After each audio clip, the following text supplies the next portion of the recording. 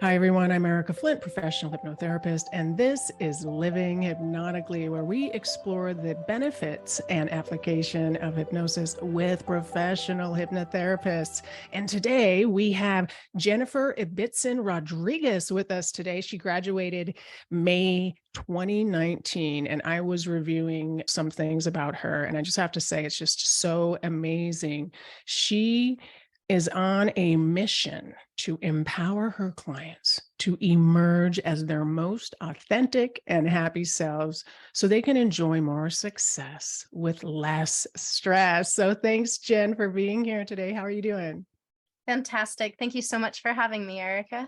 Wonderful. Let's start with you. Let's start with your origin story. How did you get interested and started as a professional hypnotist? It's funny. My little sister, who is a brilliant mind and an amazing service from the heart human, she's been working as a social worker in schools with the disadvantaged for years. And about 15 years ago, she said, "You should become a hypnotist." And I thought, why? Whatever. It was a seed. It got planted and I didn't know where it was going until about 10 years ago. I married a disabled combat veteran and I became his caregiver. And it became my responsibility to maintain his well-being, both physically, mentally, spiritually. And fast forward to 2018, and things aren't going super duper great. And I won't get into all the details, but a lot of things were changing within the veteran caregiver community and how we were supported and how we were supported in our care of our veterans.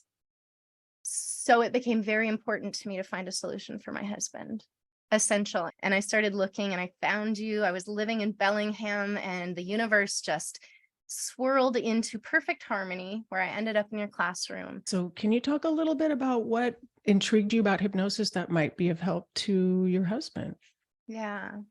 He was admitting to a brand new physician how suicidal he was. Just absolute 20 minutes of straight confession of suicidal ideation. And I had a sense of relief, finally not to be the only one holding this secret. And the doctor, in all his wisdom, looked at him in this moment of full authenticity from my husband for the first time in forever I had ever seen, and said, "You just need to find gratitude," and sent us on our merry way. He wrote it on a prescription pad as if my husband could go find gratitude at the pharmacy.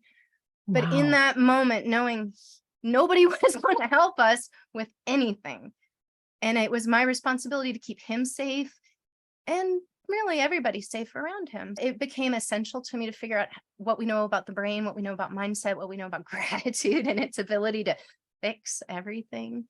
So what I found as we walked out of that office was motivation. And what I found in you was the solution to that motivation is that mindset is self-hypnosis. Plain and simple, every single person on this planet is self-hypnotizing themselves. They can either choose, as Milton Erickson says, a trance of disempowerment, or they can allow themselves to be freed from the limitations of fear and doubt. Wow. Can you talk a little more about the things you did with him specifically? Was it about stress or what was it about? Everything from nutrition to sleep to stress to anger management to personal understanding of himself to understanding just how to organize a brain that he had been told was disabled. He believed it. He had been told he had brain damage. He had been told by all of the doctors, all of the experts, since being blown up and injured in war, he had been told he was disabled, and he believed it. And that's really what all of our clients are doing. They've taken a suggestion somewhere along the line, and it's just not helpful anymore. It's not serving them. And one of my favorite things to do with my clients is help them recognize we have the power of 3 questions in any moment at any time. Okay, tell us. What am I thinking? Why do I believe that? And how is that serving my future self?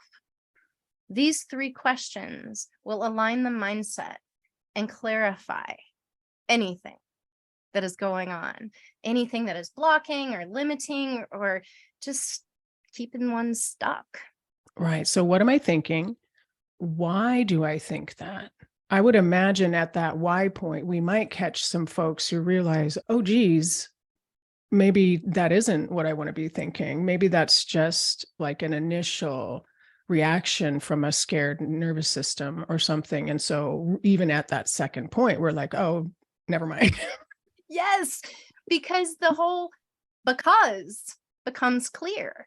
When we ask, why do I think that? Why do I believe that? Why do I feel that? Yeah. We hear the because that the subconscious has held onto as a truth. And the because becomes, if you're paying attention, which in this exercise you always are, you recognize where that because actually came from.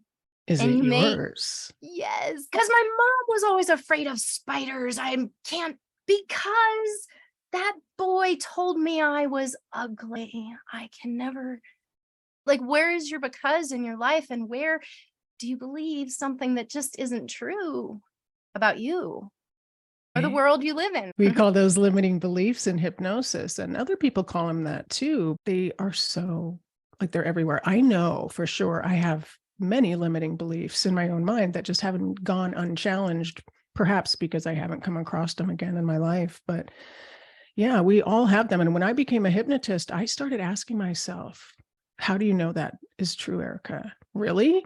I almost questioned everything. And then I almost had to go back and be like, no, I know that's true because it's true for me. I made that choice. And that's the most empowering thing. Yeah. Stripping away to know, even if your answer happens to simply be because, and it ends there. Because So the cool thing about this is we know that the word because is a very powerful hypnotic word because the conscious mind loves it. Is logical. So anytime that we are using the word because in and of itself, it is a hypnotic word and it piques the mind's interest because of this. So it's a very powerful word. And that alone is great to be paying attention to. So you're having your clients, what am I thinking? Why am I thinking that? And is it in my highest self's best interest? Something like that, my future self's best interest. Decision making, and this is something that I love and is part of my sacred product, but it's just like when we are in alignment with who we are, decision making is easier. Everybody kind of wants to be in the present moment. It's not that we all want to ditch out unless we're specifically thinking this is stressful. I need to escape. I need to drink. I need to smoke. I need out of here.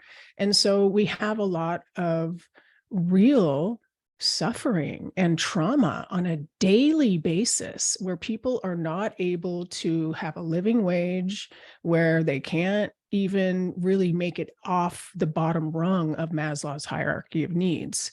And the ability to stay present isn't always easy, right? So we have tools as hypnotists, anti-anxiety techniques, we have self-hypnosis, we have things to help with that. But me as a professional hypnotist, 10 years in the business, I'm spending more time now with self-care, mental health and self-care, emotional self-care than I ever have before in my entire life. I'm doing more now just because of what seems like more of a necessity, more chaos in the world. And self-care is universal care. The better we care for ourselves, the better we're present for everyone else. So yeah, it's like that old saying that we learned on the airplane, you got to put your own oxygen mask on before you attempt to help a single other person. And I want to keep mentioning this because I teach a lot of hypnotists and help a lot of people do that. And it's, if you're a hypnotist or you're in this profession and you're feeling more stress, it feels pretty common right now from my perspective for even folks as hypnotists doing more of their inner work and doing more hypnosis, right? So we're all eating our own cooking these days, and it's more and more necessary, in my opinion. Apply hypnosis to your daily life. I couldn't agree more. the more I follow my own advice, not that I give advice, but the more I follow the practices that I promote, the more I recognize the privilege it is to have understanding of one's mindset, the privilege it is to have control of one's mindset. And when you're talking about that hierarchy of capabilities, yeah, it's an important privilege to recognize and to be able to gift to whoever. Tell our viewers one of your favorite techniques you're using on yourself.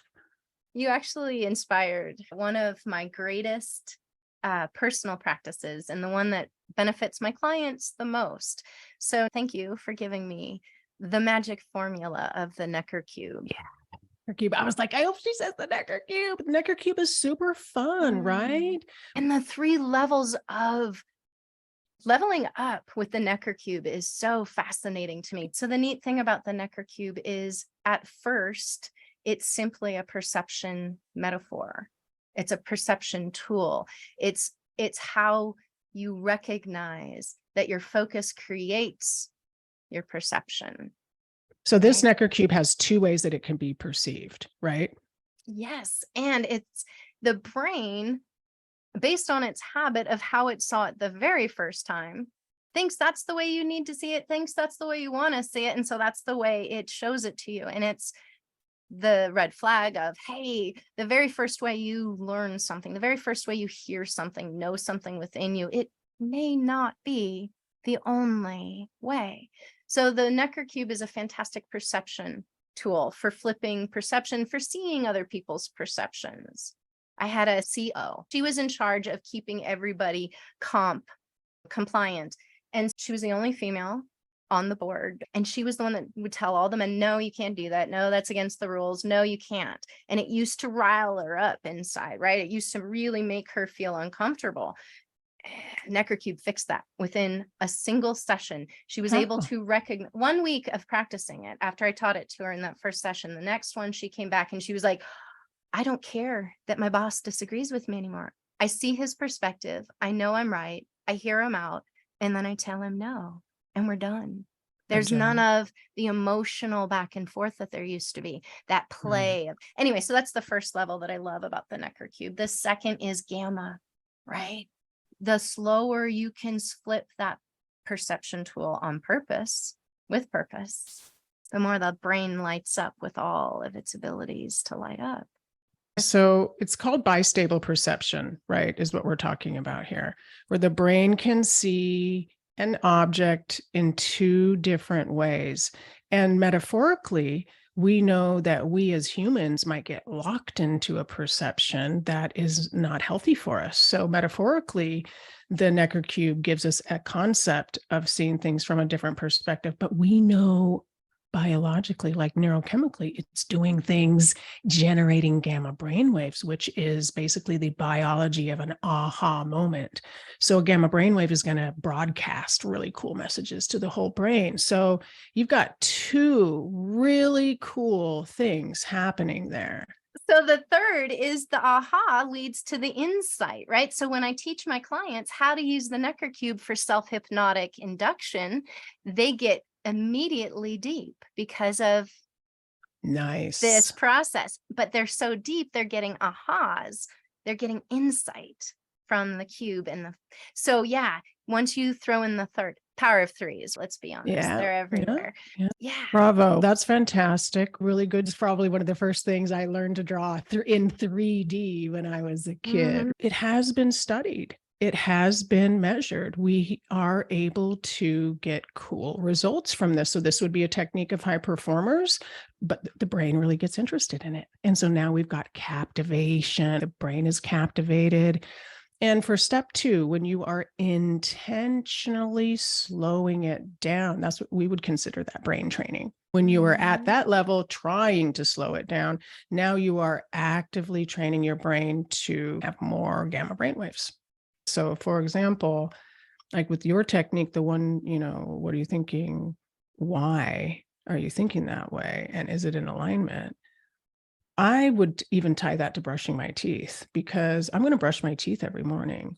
And I love adding a mental practice to some of these things that I'm already doing anyway, because then while I'm just sitting there brushing my teeth, and I'll be like, hey, what am I thinking today? Oh, okay. And get me in alignment for the day, right? I've had clients tell me that it has changed, those 3 questions changed their experience with social media completely and utterly, because how people interact with each other on social media, if you were, let's say, responding from your highest self, modeling, let's say, what your future self would think was the right response, there would be a lot less of this childish from the past, right? Like, Yeah. You can really tell that people are suffering and there's not enough help out there. People aren't making enough money. They don't have a living wage. There's too much stress, not enough. So, yeah, it's really awesome that you're putting techniques together that are serving and helping people. And I love that they're easy, right? That's what we know about Emil Coui's Every Day in Every Way. I Get Better and Better. Why that technique is so effective, because of its simplicity. And this too is a really simple technique with profound elements, and slap the Necker cube on that. And now you've got two really powerful techniques for growth. Good job. How do you live hypnotically? by staying present in the balance of now as much as possible. Does that mean my life is perfect? Why, no, it does not. Does that mean that I can't imagine a better future for myself? That's the whole point. I'm connecting with that every single day in every single way. The Emil Yay is the foundation. I learned it at 6 in a hospital bed underneath an oxygen tent, unable to breathe. And I was told, you need to say this every single day. And I said, but that's a lie. My subconscious was right here and said, but that's a lie. And I promised. So every day in every way, I have said it, and it has always helped align me with, we get to choose every day in every way, right? Like Yeah. today I'm choosing this to focus on or that to focus on. I don't know. Awesome. Mindset, being the mindset magician is empowering, right? To have control of your own thoughts gives you control of your emotions, gives you control of your actions, but it does not control the world around you. And that's just the way it is. That's beautiful. That's beautiful. Is there something that you would like your potential clients to know? They're sitting out there listening to this. What do you want them to know? They're loved. Yeah. They're absolutely loved. And even that is a connection with their future self, because there is nobody who is more committed to you, more nurturing and caring about every aspect of your healing, every aspect of your success, because that's what gets them there. Yeah. So that you are loved and you are not alone. You have yourself with you always. And it's more empowering than it can be. I love sharing that. Beautiful. But if anybody wants to join me, let's get together in August and walk into our futures together between the 11th, 12th, and 13th. Yeah. Oh, yeah. You're talking about the NGH convention in Marlborough, Massachusetts. You're speaking there. I'm right? always so excited, and it's such an honor to actually get to present what we're tiptoeing around right now, and that is that the future is the future of hypnosis. Anything else that you want to share? What's coming up for you? What have you got? What are you looking at right now? You want to share how folks can find you? I'm in the process of converting all of my most favorite client resources, those that are told to me that are the most empowering and the ones that they go back to the most often and the ones that they're sharing with their friends. I am currently in the process of converting them into free content on all of my social media platforms. I currently love LinkedIn for whatever reason. So if you're on LinkedIn, find me there. Anything else you'd like to share today? I just want to say thank you. Thank you for having me. You are more than a mentor to me. And I appreciate that you were the wizard that provided me the magic wand, or however the hero's journey would go in this story. So thank you. Oh, yeah. All that was you. You're amazing. I love how your mind works and your heart is so big. You've been through a lot of stuff and you've gotten yourself out of it every single time. You saved yourself multiple times and other people. So really good job. I'm really proud of you. And I want more people to get your help and get your service, right? I'm always open to one-on-one coaching Yep. if anybody is looking for a mindset magician to help them be the boss of their own brains. But I also do group opportunities on occasion. So if you're looking Okay. to connect with other people on a like-minded journey and have that really nurturing support that I think we're all missing right now. Right. We all need a community now, right? Yeah. Yeah. Very good. So what would you say, one last question, what would you say to somebody thinking about becoming a hypnotist? Do it. I think it's been the best thing that I have done for myself. It is not necessarily the linear journey that I thought that I would be taking, but that is the joy of becoming who I am becoming, and what my thought process was 4 years ago was unfortunately a little bit limited by the healing that I had done up to that point. So the person that I keep transforming into becoming has much bigger aspirations now. Nice. I love being a hypnotist. I really do. Good. Thank you. Awesome. Very good. Thanks for being here today. Thanks for all the people that you help. I am Erica Flint, author of Can You Be a Hypnotist? And if you guys would like a copy of that, you can go to canYouBeAHypnotist.com. I love helping people become hypnotists and experiencing the power of hypnosis. I love using the alpha sequence for my daily practice. And Jen here is using the Necker Cube as an induction. Awesome. Awesome. So we'll be sure to put her information up there too, so you can check out all of the good things that she is doing. Thanks for joining me today. And thank you, Jen, for being here. Bye for now. Get the book. Start hypnotizing. Get the book and first hypnosis lesson free now at CanYouBeAHypnotist.com.